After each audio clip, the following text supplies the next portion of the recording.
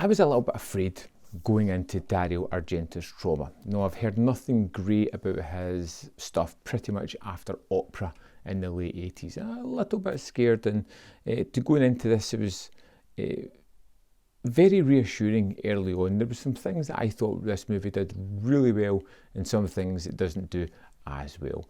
But this is your kind of typical Argento movie, kind of mixing a little bit of possible supernatural entity into this tale of woe that we're going to get into. Now, our main character that we have here is David, an artist for a news station. He's driving down the road and sees this young girl sprint across the road, jump over a bridge and ready to throw herself down to the murky depths that lie before her. And this is Aura, played by Dario Argento. Now, her performance is very ropey. It answers them. I want to know who killed my parents. Very ropey in the movie, but I grew to kind of love that. She was an interesting character. I kind of wondered what was going on instantly, so I had my kind of curiosity, that performance. And she is the main crux of the story. She's returned home. Turns out she's escaped from a hospital where she's been treated for anorexia, and she is with her mother and father for a short period of time. They seem to be having a seance that night. Things are spooky, it's going on. There's this wonderful atmosphere that's dredged up. Murdered me. Murdered me.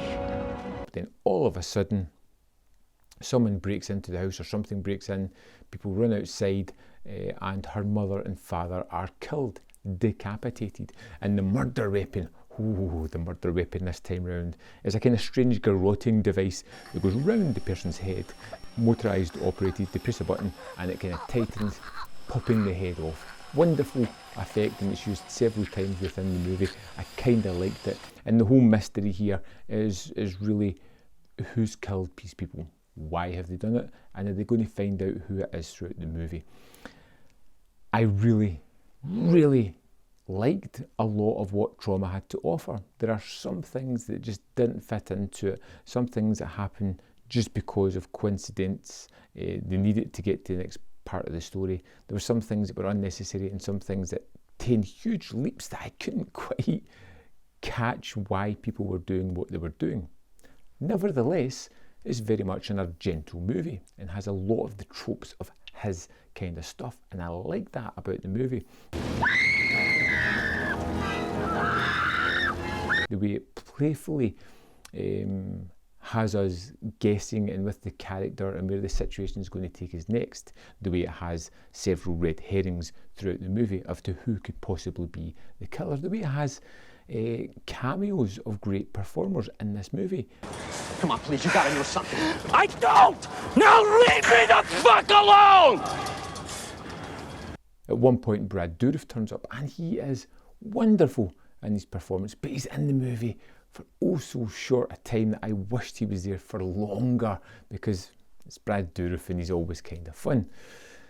The movie looks great. It's set in America, and it has that kind of different aesthetic to a lot of his movies, but it has throwbacks to a lot of his stuff as well. Opera being a big part of the start of it. Some wonderful but nonsensical set-up scenes later on. There's a moment where one of our characters walks into a baby's room where there seems to be just hundreds of hanging sheets of mesh that's just there for somebody to get lost in as they kind of push their way through it. There's some wonderful, exciting setups as well, where you know the killer is possibly going to capture someone, and if they get a hold of them, they're dead, and you see people in danger that you are genuinely worried for.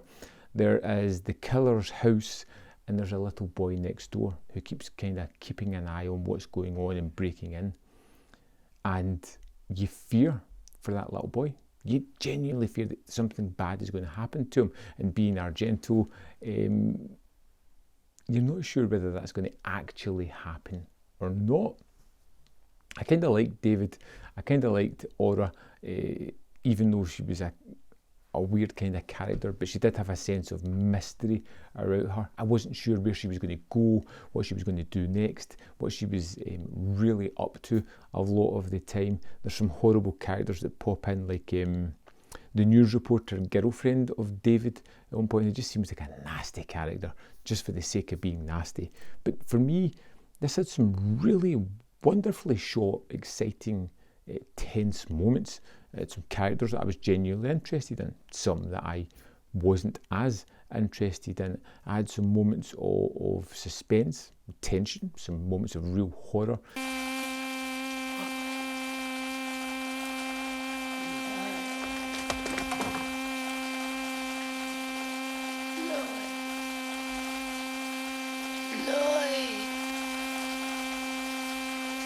And some excitingly well shot sequences. It also has some kind of ropey sequences. It also has some inconsistencies in the storytelling. It also has some moments where you're just like, I think you're taking a little bit of a leap there. I'm not 100% with you, but it was a fun movie. It's nowhere near one of Argento's best, but man, I enjoyed Trauma. I enjoyed it a lot, and it kept my attention and kept me guessing right to the very end with a really surprising reveal at the end of this one. I'd love to know your thoughts on Trauma, whether you like it, didn't like it, whatever. Let me know in the comment box below. I'll see you next time on Man v Film.